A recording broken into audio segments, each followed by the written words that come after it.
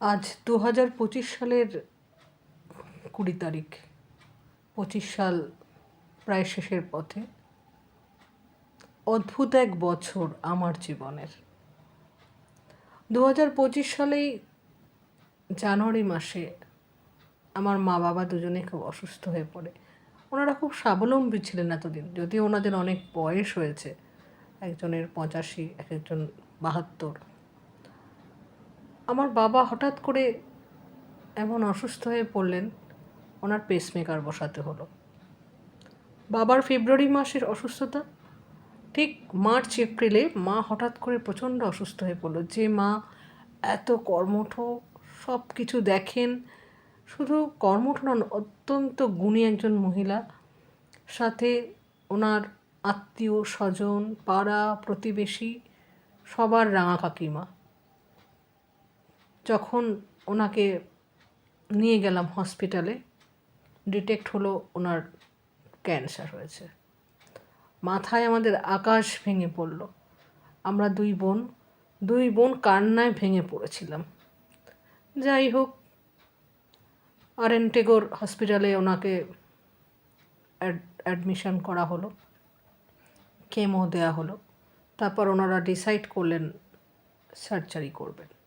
আমার বাবার পেসমেকার বসিয়ে বাবা ভালোই আছে। মা অপারেশন, 11 ঘন্টা ধরে আমার মায়ের অপারেশন হলো। গল ব্লাডার থেকে 50টা স্টোন বেরিয়েছে আমার মায়ের। অথচ আমার মায়ের কোনো পেটে সেরকম ব্যথা নেই, কোনো অবস্ট্রাকশন নেই। অ্যাকচুয়ালি গল ব্লাডারের যে ওয়ালটার মধ্যে একদম ছোট ছোট আকারে গেঁথে ছিল স্টোনগুলো, যার জন্য কোনো অবস্ট্রাকশন হয়নি। পরের দিকে একটু গ্যাস গ্যাস হতো। এবার আগেকার দিনের এই যারা আছেন এরা এতটা ভীতু হন হসপিটালে যেতে, অনেকবার চেষ্টা করেছে, কিছুতেই যাবে না, বলছে না যাব কেন, আমার তো কিছু হয়নি। যাই হোক, নভেম্বর ডিসেম্বর জানুয়ারি থেকেই শরীরটা খারাপ আমরা সমানে এই ডাক্তার ওই ডাক্তার, ফোর্টিস হসপিটাল একটুখানি নিচ্ছিলাম, অনেক 3-4 জন ডাক্তার দেখাচ্ছিলাম। তারপরে ভাবছিলাম দাঁতের কোনো প্রবলেম থেকে গ্যাস হচ্ছে কিনা, সব রকমের ডক্টর দেখানো হলো, কিছুতেই কিছু না। লাস্টে আর্ডেন্টে করে গিয়ে ওনার চিকিৎসা হলো। পুরো ওভারিয়ান ক্যান্সার, পুরো সব কিছু অপারেশন করে বাদ দেওয়া হয়েছে, এবং সাথে গলব্লাডারের অপারেশন করা হয়েছে, সাথে অ্যাপেন্ডিক্স, এভরিথিং সব বাদ দেওয়া হয়েছে। অপারেশনের পরে আবার মাকে কেমো দেওয়া হলো।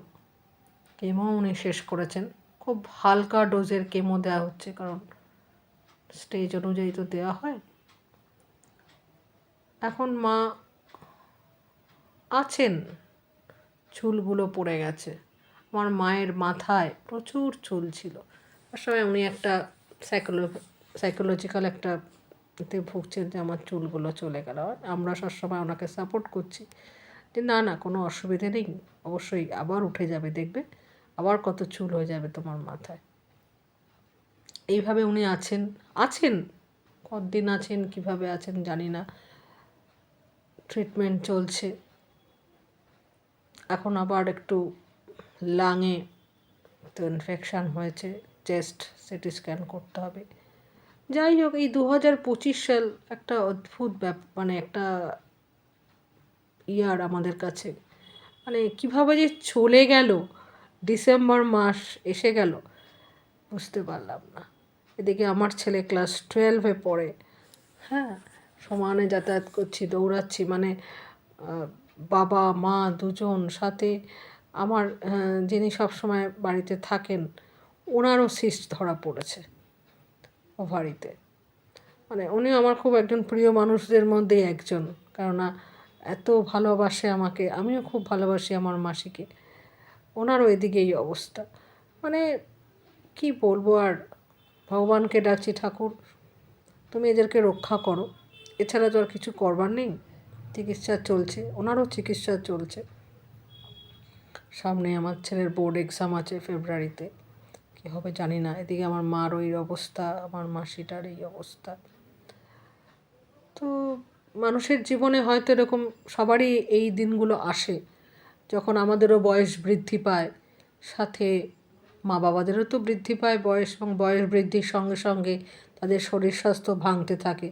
তবু আমার মার এত মনের জোর, এই অবস্থাতেও আমার জ্যাঠতো দাদার ছেলেমেয়ের বিয়ে হলো এই বছরই, তাদের প্রত্যেকটা বিয়েতে তাদের আইবুড়ো ভাত খাওয়ানো, তাদেরকে জামা কাপড় কিনে দেওয়া, বিয়েতে কি হচ্ছে সব কিছু দেখা।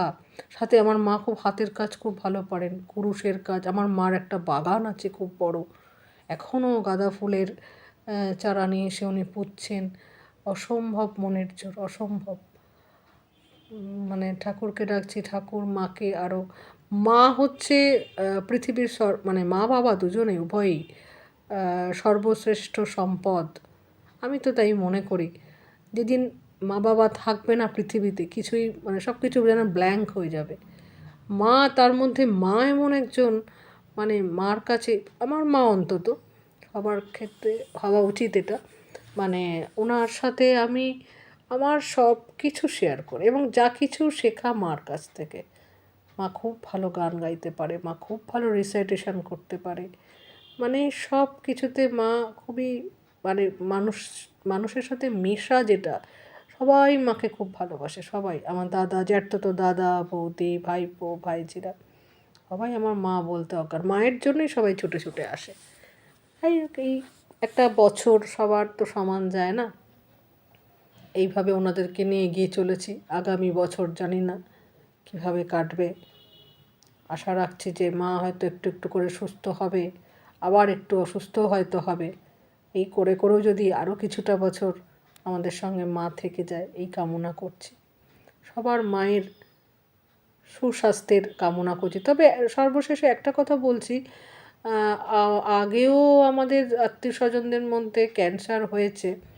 ক্যান্সার মানেই যে মৃত্যুর দিকে মানুষ পতিত হবে তা নয়, ক্যান্সার মানেই যে মানুষের মৃত্যু ঘটবে তা নয়। এখন ভালো চিকিৎসা বেরিয়েছে, এবং চিকিৎসার মাধ্যমে অনেকটাই সুস্থ থাকছেন। মানে আগের মতন তো সম্ভব নয়, তবে ভালো ট্রিটমেন্ট এখন বেরিয়ে গেছে। তার মাধ্যমে কিছুটা হলেও আমাদের মাঝখানে তো থাকছেন, এটাই বড় পাওনা। যাই হোক বন্ধুরা, আপনাদের বলবো যে ক্যান্সার হলেই ভেঙে পড়বেন না। আমরা যেমন খুব ভেঙে পড়েছিলাম, আমরা দু বোন মানে কান্নায় ভেঙে পড়েছিলাম যখন শুনলাম আমার মায়ের এরকম। কারণ আমরা খুব মাকে এত মানে মানে কী বলবো, আর সবার মাকেই সবাই ভালোবাসে, এটা তো খুব ন্যাচারাল ব্যাপার। তবে বন্ধুদের এই কথাটা বলবো যে একদম ভেঙে পড়বেন না, সাহস যেন থাকে, এবং সাহসের ট্রিটমেন্টটা যেন ঠিক হয়, মানে পারফেক্টলি হয়। কিন্তু এই ট্রিটমেন্টটা অনেক এক্সপেন্সিভ ট্রিটমেন্ট, অনেক পয়সা খরচারও ব্যাপার আছে।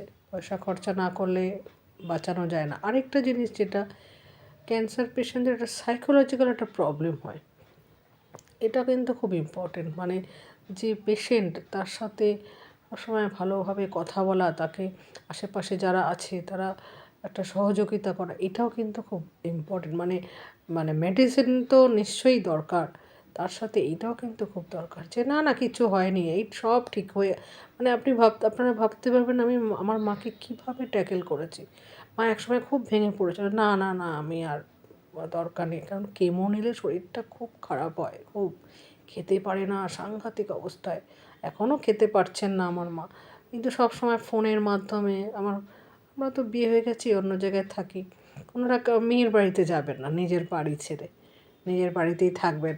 ঠিক আছে, আমরাও তাই চাই, নিজের বাড়িতে খোলামেলাভাবে, তাদের কত স্মৃতি ওই বাড়িতে, এবং যখন স্বামী স্ত্রী দুজনেই বেঁচে আছেন এখনও, থাকুন, আমরা আনতে চাই না, ওনারা আসতেও চান না।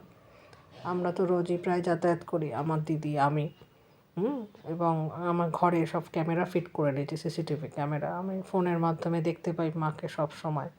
মাকে গান শোনাই, মাকে বলি মা রেডিও চালিয়ে দাও, গান শোনো, আমি নিজে গান করে শোনাই। হ্যাঁ, তারপর সবসময় কথা বলে এনগেজ রাখি, কী খাচ্ছো, কী করছো, এই তো দেখো না আজকে এটা হলো, অন্যদিকে ডাইভার্ট করে রাখতে হবে। আরেকটা আমার মায়ের এটা একটা খুব ভালো হলো যে যখন মার এই ক্যান্সার ধরা পড়লো, এই 9 মাসের মধ্যেই আমার দাদার এক মেয়ে এক ছেলে, তাদের দুজনেই বিয়ে হলো, এবং ওরা সবসময় আসছে, বিয়ের গল্প করছে। এটা একটা মার ক্ষেত্রে মানে সাইকোলজিক্যালি একটা ভালো হলো, যাতে মা সবসময় ডাইভার্ট হয়ে থাকতো।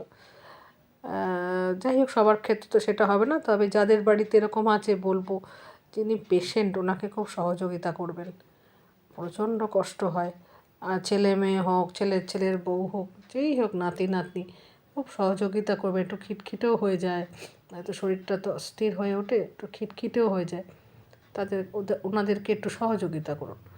এটাই বলবো যে ক্যান্সার হলেই ভেঙে পড়বে না। আমার মায়ের একটা ইন্টারভিউ হয় আরেন্টে করে, এত মনের জোর দেখে ইন্টারভিউটা হয়েছে, এখনও আমরা পাইনি ভিডিওটা।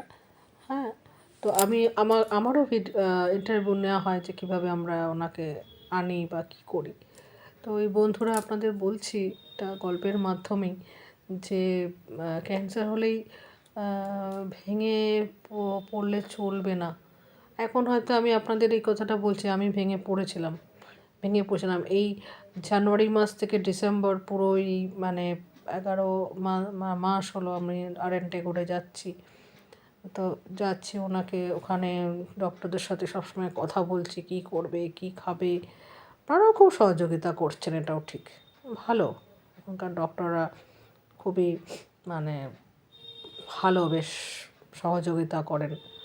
তবে হ্যাঁ, একটা কথা যে অনেক পয়সার দরকার হয় এই ট্রিটমেন্টের ক্ষেত্রে। যাই হোক, আমার মাকে এখনও ট্রিটমেন্ট চালিয়ে যাচ্ছি আমরা 2 বোন, বাবা। দেখছি কি হয়, সামনের বছর কি হবে জানি না। তবে যে কদিন থাকবেন পৃথিবীতে যেন আনন্দ করে থাকেন সবসময়। আমার ক্যান্সার হয়েছে, হ্যাঁ আমি জানি যাদের হয়। আমার মাকে দেখছি অসম্ভব ভেঙে পড়ে মন, অসম্ভব। কিন্তু মনটাকে ভাঙতে দেওয়া যাবে না, সমানে এই কথা ওই কথা সেই কথা বলে। এটা খুবই মানে করাটা তো সহজ নয়, খুবই কঠিন। মানে যার হয় তার তো কঠিন রোগই, তার সাথে যারা আশেপাশে আছেন তাদের মানে অনেক পেশেন্স রাখতে হয়, অনেক। আমি নিজের ক্ষেত্রে দেখছি, আমার মার ক্ষেত্রে আমাকে প্রচুর পেশেন্স রেখে। হ্যাঁ, মানে আমার দিদি একটু ভীতু, অতটা মানে কিছুতে একটু দুর্বল হয়ে পড়ে, আমি স্ট্যামিনা রেখে যাচ্ছি, না কিছু হবে না, তুই অত চিন্তা করিস না। মা মানে আমিও মাঝে মাঝে ভেঙে পড়ছি, দিদি ভেঙে পড়ছে, মানে এক অদ্ভুত মানে জীবনের অভিজ্ঞতা হলো এই বছরে। এরকম বছর মানে প্রথম দিনটায় তো বোঝা যায় না। আর আমার একটা অদ্ভুত ব্যাপার আছে, প্রত্যেক বছর মানে বিয়ে হয়ে যাওয়ার পর, আমারও 22-23 বছর বিয়ে হয়ে গেল, 1 জানুয়ারি দিন ঠিক 12টা বাজে মাকে ফোন করব, মাকে হ্যাপি নিউ ইয়ার বলবো, আর মাও বলবে। কিন্তু জানেন তো, এই বছরই আমি যখন মাকে ফোন করতে গেছি, হ্যাঁ, মা এই বছরই প্রথম ফোনটা ধরতে পারেনি। এটা আমার মনে হচ্ছে তখনই একটা হলো, কি হলো, মা ধরলো না কেন ফোনটা। আমার শরীরটা ঠিক ছিল না, মা মনে একটুখানি তখনই টয়লেটে গেছিলো বা কিছু, মা ফোনটা কিন্তু অদ্ভুত, প্রত্যেক বছর মা ঠিক 12টা মানে একদম কারেক্ট 12টা আমার মা ফোন ধরবে, মাকে হ্যাপি নিউ ইয়ার বলে তারপর আমরা শোবো। যাই হোক বন্ধুরা, আমি আমার এই অভিজ্ঞতার কথা একটু শেয়ার করলাম, আপনারা ঘাবড়াবেন না। বা এই যে পেসমেকার বসলো, একটু আমার মনে হয় যারা বয়স্ক আছে লোক বাড়িতে, মানে বাবা কাকা শ্বশুর শাশুড়ি, অক্সিমিটারটা খুব ইম্পর্ট্যান্ট। প্রেশার চেক অ্যান্ড অক্সিমিটারটা দিয়েই তো আমি দেখে বুঝতে পারলাম যে আমার বাবার পালস বিটটা একদম মানে অনেকটা নিচে নেমে যাচ্ছে। তখনই ডক্টরকে দেখালাম এবং সঙ্গে সঙ্গে ওনারা বললেন যে ইমিডিয়েট পেসমেকার। যাই হোক, পেসমেকার বসে আমার বাবা তো আছেন, হয়তো আমরা এটা যদি না দেখতাম তাহলে বাবাকে হয়তো হারিয়ে ফেলতাম, কখন ঘুমের ঘরে কী হয়ে যেত বুঝতে পারতাম না। যাই হোক বন্ধুরা, এইসব কথা শেয়ার করলাম। দেখুন, জীবনের একটা সময় এসে সবারই এই অভিজ্ঞতা কিন্তু অর্জন করতেই হবে, যা দেখছি। হ্যাঁ, সবাইকেই করতে হবে, সবসময় তো মা বাবা সুস্থ থাকবেন না। আমাদের বন্ধু যারা আছে, বান্ধবী, তাদের সবারই বাবা মা অসুস্থ, আমার বাবা মাও অসুস্থ, এটা খুব মানে ন্যাচারাল ব্যাপার একটা। কিন্তু এটাকে মেনে নেওয়াটা এবং সামাল দেওয়াটা খুবই কঠিন, খুবই কঠিন। যাই হোক, এতদিন অবধি, এই বছর অবধি 20 তারিখ অবধি সামাল দিলাম। মানে আগামী দিনেও সামাল আরও বেশি দিতে হবে, বুঝতে পারছি যেটা অনেক বেশি কঠিন হতে হবে, মনকে অনেক বেশি শক্ত করতে হবে, করে এগিয়ে যেতে হবে। ভেতরটা মানে কি বলবো, ভেঙে গুড়িয়ে যাচ্ছে, তবু ওপরটা শক্ত রাখছি, এইভাবে এগোচ্ছি। এইভাবে আপনাদের কাছে আমার জীবনের বা এই অভিজ্ঞতার কথা, অসুস্থতার কথা আপনাদের কাছে শেয়ার করলাম, করে একটু ভালো লাগছে। আপনারা এটার থেকে যদি কোনো মানে উপকার হয়, আমার আমার দ্বারা কোনো উপকার হলো, বা এই যে মনের জোরের কথা বললাম, বা ক্যান্সার পেশেন্টদের কী করে একটুখানি মনটা আনন্দে ভরিয়ে রাখতে হবে সব সময়, কোনো সময় ডাইভার্ট মানে করা যাবে না, মানে ওইটার মধ্যে। কেননা আমি আমার মাকে দেখলাম কিছুক্ষণ কথা বলার পরেই চলে যায় ওই কথাটা, ওইটাতে যাওয়া যাবে না, না না না না, অন্য কথা বলো, অন্য কথা বলো। জানি সম্ভব না সেটা, মানে পুরোটাই, তবু অনেকটা এগিয়ে যায় জানেন তো মনের জোর থেকে। আমার মাকে আমি কুরুশের সব সুতো কিনে দিয়েছি, মা তুমি কুরুশ করো, দারুণ কুরুশের কাজ করে। শুয়ে শুয়ে কেমো দিয়েছে, পারছে না উঠে, শুয়ে শুয়ে আমার মা কুরুশের কাজ করছে, এতটা মনের জোর। তো যাই হোক, সবার তো সমান না, অনেকে আবার একটুতেই ভেঙে পড়ে। তবে ছেলে মেয়েকেও একটুখানি মনের জোর দিতে হবে। জানি না আমাদের ক্ষেত্রে কী হবে, আমাদেরও ছেলে আছে, আমাদের নেক্সট জেনারেশান এইভাবে কী করবে জানি না, সেটা আমাদের কী হবে। আমার বাবা মাদের ক্ষেত্রে আমরা সত্যিই যেটুকুনি পারছি 100% দিয়ে ভালো থাকাবার মানে করবার চেষ্টা করছি। হসপিটালে যাওয়া, রাখা, কী খাবে কী খাবে না, আমাদের নেক্সট জেনারেশন দেখছে এগুলো, কিন্তু দেখে কতটা কী করতে পারবে আশা করব জানি না। ঠিক আছে বন্ধুরা, আজকের মতন রাখছি, অনেকক্ষণ গল্প করে ফেললাম।